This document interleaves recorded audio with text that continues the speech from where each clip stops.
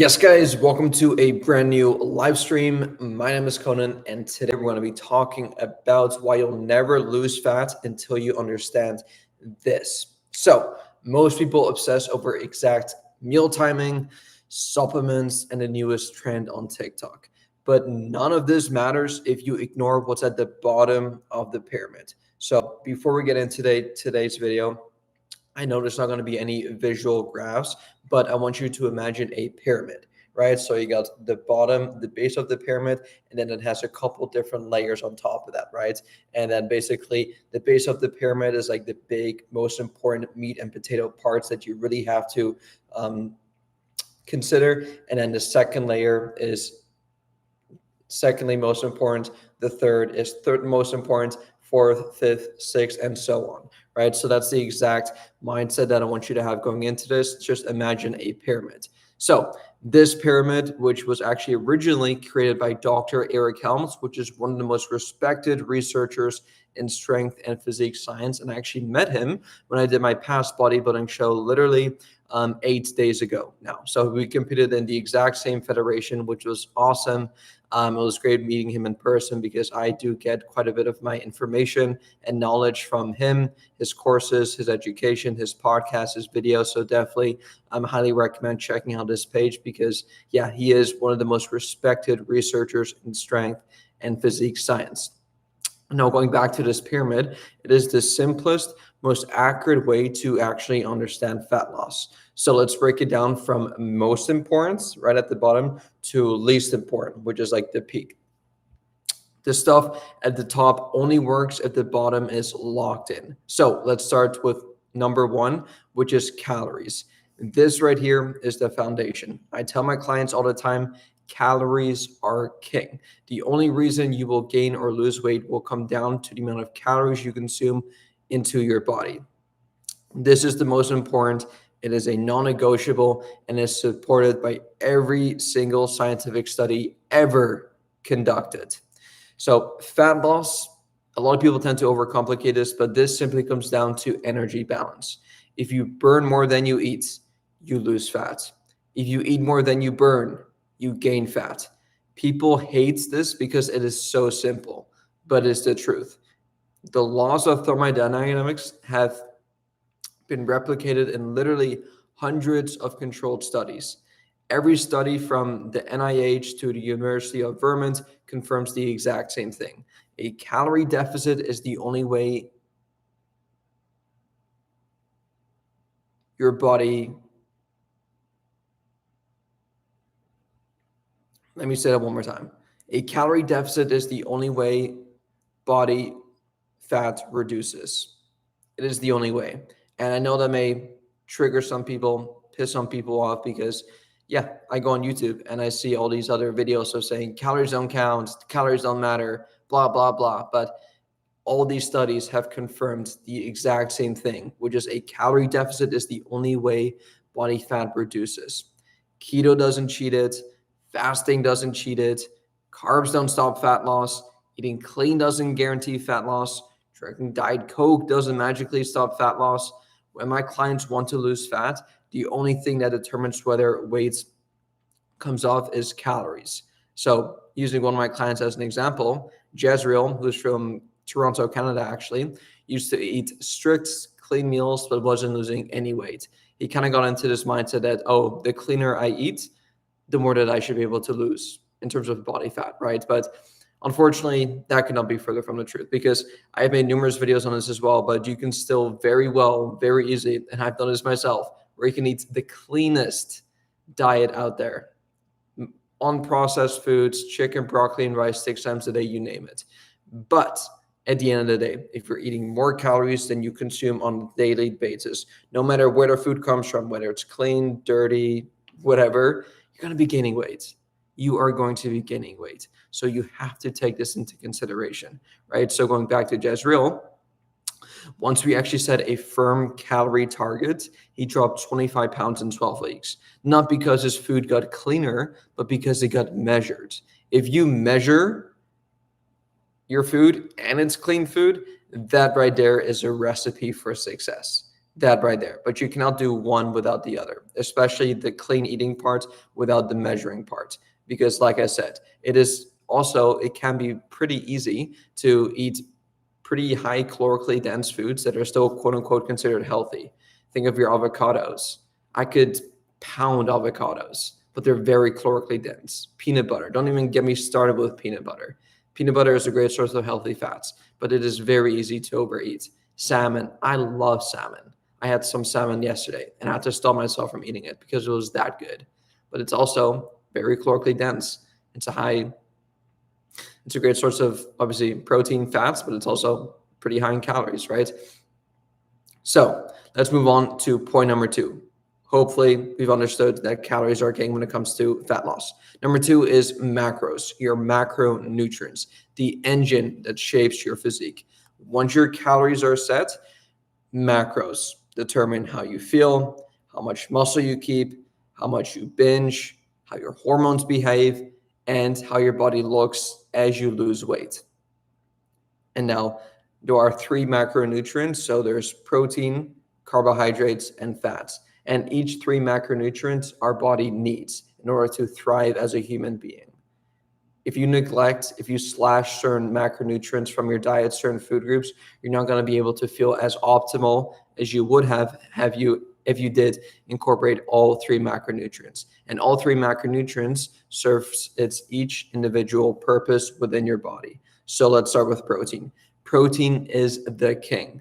High protein diets increase the thermic effect of food and raise metabolism 80 to 120 calories per day, according to the Journal of Nutrition and Metabolism. Protein also reduces hunger by increasing GLP-1 and PYY, which are the hormones within your body that keep you nice and full. This is why I make all my clients hit at the very least non-negotiable 1 gram of protein per pound of body weight. It works every single time. Not only does it keep you nice and full and nice and satiated, but it also helps you build more muscle, or at the very least maintain muscle while you're in a calorie deficit. So protein is going to be your best friend. Think of your chicken breast, your beef, your fish, your Greek yogurt, any type of dairy. Eat your protein. Eat. Every single meal you eat, make it a rule to yourself that it has to incorporate a good quality source of protein. If your meal does not incorporate a good quality source of protein within it, it is not a complete meal. It's just a random snack that you're having. So protein is key. So one of my clients, Reagan, he wasn't getting enough protein. He was eating down to I think 60, 80 grams a day, which is for someone at his body weight, which was around 180 grams, nothing. He needed more than double than that, right? So what we did when he joined our program is we simply bumped him to around 160 to 180 grams of protein per day. And guess what happened? His hunger dropped, his strength went up, and he lost fat while still being able to eat out every single weekend. Now let's move on to the carbohydrates and the fats. So they don't matter for fat loss as much, but they matter for performance, your hormones, and also personal preference. So some of our clients feel better on higher carbs, right? Busy dads or runners that are a bit more active, whereas some feel better on higher fats, those who are a bit more sedentary, have a lower appetite, and also have maybe some keto preferences. But for fat loss, macros simply help you stick to your calories without hating your life. So there are obviously hundreds of different diets out there. I mentioned a couple earlier today: the keto diet, the carnivore diet, the paleo diet, the vegan diet. Some like to do intermittent fasting, which I wouldn't really consider a diet. It's just a way of eating. It simply decreases your eating window. There's nothing special or magical about it. I like to do this from time to time, especially during a fat loss phase, because it allows me to eat larger meals in a shorter time span. That is the only reason I do it. That is all, right? And it may kind of help me stay a bit more productive, because if I don't have food in my system first thing in the morning, I tend to be a bit sharper mentally. But it is not required for fat loss. Just like keto isn't required for fat loss, or being vegan isn't required for fat loss. At the end of the day, it all comes down to calories. If you eat enough protein, you are going to be good to go. So going back to the personal preference, if you enjoy eating more carbs and less fats, be my guest, go do that. But if you prefer maybe eating higher fat and lower carb, then do that as well. That simply comes down to personal preference.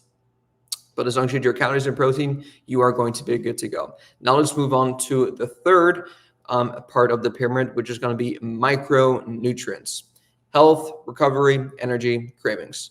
Macros don't directly cause fat loss, but they do influence the things that do, such as your energy levels, your gym performance, your hunger and cravings, hormone regulation, and then also your digestion and bloating. So deficiencies in magnesium, vitamin D, potassium, or iron are all linked to low energy, poor strength performance, and higher cravings and worse appetite regulation. So this is why I make every single one of our clients eat mostly single ingredient whole foods. So think of foods that only have one ingredient in them. Fruits, veggies, lean proteins, starches, and healthy fats. How many ingredients does an apple have? How many ingredients does one chicken breast have? Just one, right? Whereas, how many ingredients does Kentucky Fried Chicken have? Or how many ingredients does an apple pie have? Multiple, numerous ingredients that are slightly a lot more processed, right? And so if you can revolve your diet at the very least 80% of the time around these foods that only have one ingredient in them, and most people watching this should be able to figure out whether or not a food that you're going to be consuming has one or multiple ingredients. So if you can favor your diet towards those types of foods, and then the other 20%, you can by all means still indulge in those processed junk and sweet foods, but you're going to feel the less processed your diet is, the better you're going to feel, period. I can tell you that right now. So there's obviously going to be a balance because we obviously still want to be able to eat out, eat our favorite foods, whatever it may be. And by all means, you very much can. Our clients do it all the time. But there has to be a balance there, because if you're constantly only eating junk food, processed foods, you're not going to feel the best, right? Going back to what I said earlier, if you don't get your micronutrients in, it could impact your energy levels, your gym performance, your hunger and cravings, your hormone regulation, and your digestion and bloating, right? And so if you want to optimize these things, eat more whole unprocessed foods. Now, during my last bodybuilding prep, macros were the difference between feeling dead versus feeling ready to train. So when I hit around 2 to 3 servings of fruits per day, 2 to 3 servings of veggies a day, high potassium foods, high magnesium foods, my energy skyrocketed. Whereas if I were to eat the exact same amount of calories and the exact same amount of macronutrients without the micronutrients, I would likely still feel like trash, because you could very well still eat within a calorie deficit and then also probably hit your protein goals. But if you're getting it from protein bars, cereals, protein cereals, and milk, and like whey protein shakes, and only that, and you're eating no fruits, no veggies, no healthy fats, whatever, I can tell you right now, like, you're not going to feel the best. So make sure that you obviously get your macros in. It is very, very important. Now let's move on to points number 4, which is meal timing and meal frequency. It matters, but it will not save you. Eating 4 meals versus 3 meals versus 6 meals, it does not matter for fat loss. Eating breakfast versus fasting until noon, it doesn't matter for fat loss. However, meal timing does matter for appetite control, workout performance, preventing binges, better sleep, and more stable energy throughout the day. Now, research has shown that evenly spaced protein feedings increase muscle retention and also decrease hunger. But again, it only matters after calories and macros are set. So one of my clients, David, he struggled with nighttime snacking, right? And this is very individualized, but we simply shifted more calories earlier in the day, no new foods, no new macros, no new diets, and he instantly stopped binging. And that is because and this is very individual, but he would save his calories on purpose towards the later portion of the day. So what he would do is he would intermittent fast. He would delay his breakfast by like noon, 1, 2 p.m. sometimes. And this kind of like led him to feel really hungry first thing in the morning, which he was constantly craving food. He was constantly watching like these food videos. It kind of like got really obsessive. And then when he was finally able to break his fast, which he just had an arbitrary time at around any time past noon, basically. And if he felt good, he would even extend it by like 1 p.m., 2 p.m., 3 p.m. He was finally able to like eat again, and it almost like opened all the floodgates for him.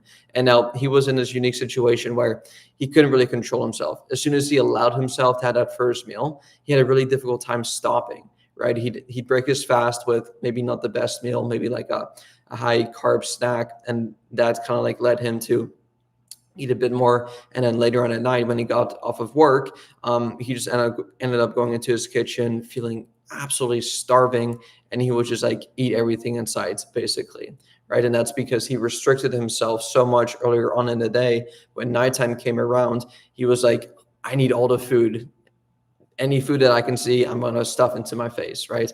And so that kind of like led to that restrict binge cycle, which a lot of people do struggle with. But for specifically David, and this is a very individualized thing that really worked for him, but what we simply had him do is we actually had him just eat a breakfast a bit earlier on and just space out his meals a bit more evenly. And then within his meals, making sure that we had protein, healthy fats, and then also some carbs within there, fruits, veggies as well.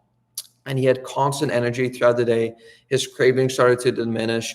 And then come nighttime after work, he wasn't feeling like deprived, or he wasn't feeling like low in energy, or like the urge to like binge or like cheat on his diet, because he felt fine. Like he had steady energy throughout the day, steady calories throughout the day. And he just had his last meal before bed, and then boom, went to bed, and then started making some really, really, really awesome results. Right. And so you got to make sure that whatever your eating habits are, your eating patterns are, that you align your meals around that time. So if you're a night worker, obviously you're going to have a completely different eating schedule compared to someone who is a mom, for example, or someone who's a athlete may eat a bit more frequently than someone who has a sedentary desk job. So really figure out what your hunger cues are, identify and ask yourself when you're actually hungry, and then based on that, just eat meals around that time. Because you don't want to be finding yourself in a situation where you're going through extended periods of time without eating, and that could cause you to just be a bit more food focused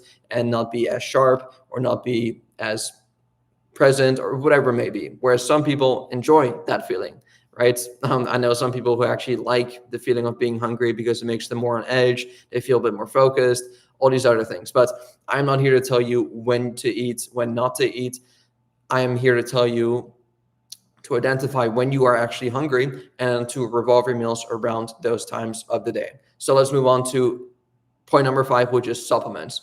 This right here is the cherry on top. And it's so funny because so many people, when they first start a fitness journey, they don't think about the food. They don't think about the calories. The first thing they do is they go to a supplement store and they look at what's the best supplement for me to burn body fat? What's the best fat burner? But you are quite literally doing it in the opposite way. Figure out your calories first, then set your macros, then your micros, then meal timing and meal frequency. And then you can focus on your supplements, which I would say, like, if anything, will probably give you 5% of the total results you could be getting. And especially if you don't focus on the base of the pyramid, like supplements are not going to be doing anything. They are mostly useless until everything else is dialed in, because people obsess over, like I said, the fat burners, the greens powders, the protein powders, the detox teas, the vitamin stacks, the prebiotics, the creatine timing. But here's the truth. Supplements contribute maybe 1 to 3% of results. And only after you hit your calories, hit your protein, eat whole foods, sleep, and train. No one talks about sleep. No one talks about that, right? But it is so important, and it is far more important than all the crazy supplements that you could be taking. Now, with that said, though, here are a couple useful supplements that you can consider adding into your supplement stack. Once again, once you've dialed in all the other things. Number 1 is whey protein. It is a convenient way to hit your protein goals, but it is not magic. It is not steroids either. It is completely healthy. It simply just comes from a cow. So if you're okay drinking milk or eating Greek yogurt, you're going to be completely fine consuming a whey protein. I personally prefer drinking a whey protein isolate and hydrolyzed whey protein if I can as well, because this gets rid of all of the lactose, and it is one of the cleanest, purest forms of protein. So if you're a bit lactose intolerant, or if protein powder doesn't really digest well with you, like a protein concentrate or something, then consider switching over to a whey protein isolate, and you may notice that you'll have an easier time digesting that.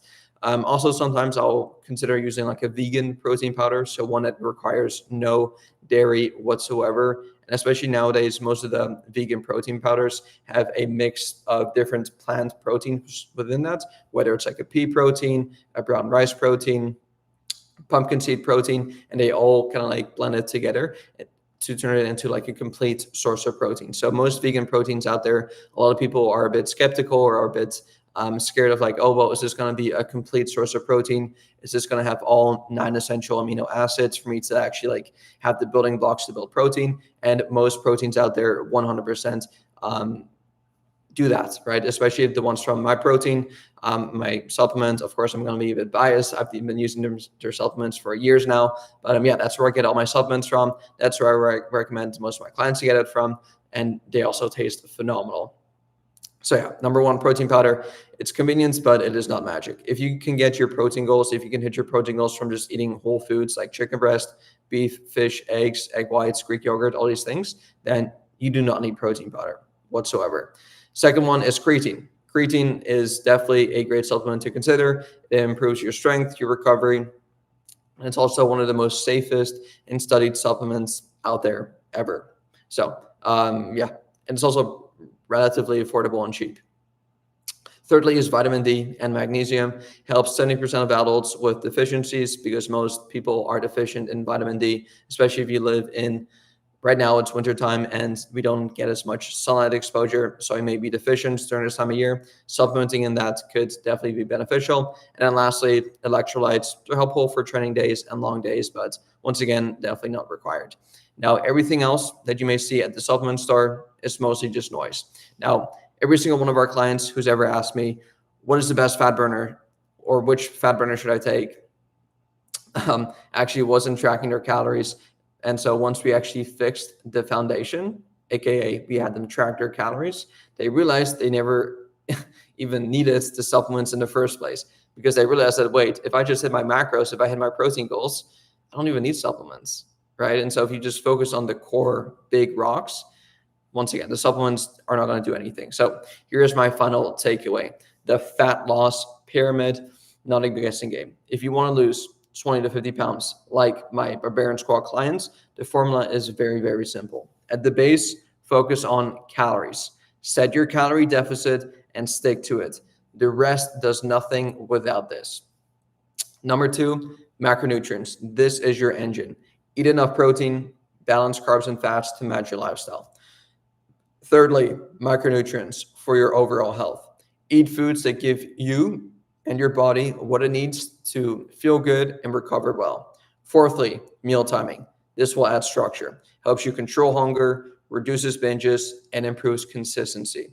And lastly, supplements. This is just a bonus, convenience and not magic. So if you guys took something out of this video, hopefully you guys did enjoy it. If you guys do have any other questions for me regarding any of this, please drop them down below. And now if you need help setting out your own calories, your own macronutrients, your own macros, your own meal timing, your own supplement stack from scratch, what you can go ahead and do is schedule a free consultation call with me down below, where we'll essentially go over your current goals. So we'll see exactly how much weight you're looking to drop, whether it's 10 pounds, 20 pounds, 30 pounds, 50 pounds, whatever it may be. Secondly, we'll go over your current struggles. We'll see exactly what's holding you back right now. Is it the lack of knowledge in terms of knowing exactly what to eat, how much to eat, when to eat, lack of accountability, whatever it may be? And then lastly, we'll create a game plan together to help you absolutely crush your goals within the next 3 to 6 months, so you can go into 2026 feeling your best ever. So hopefully you guys took some value out of this video. Any other questions, let me know, and I'll see you all soon. Peace.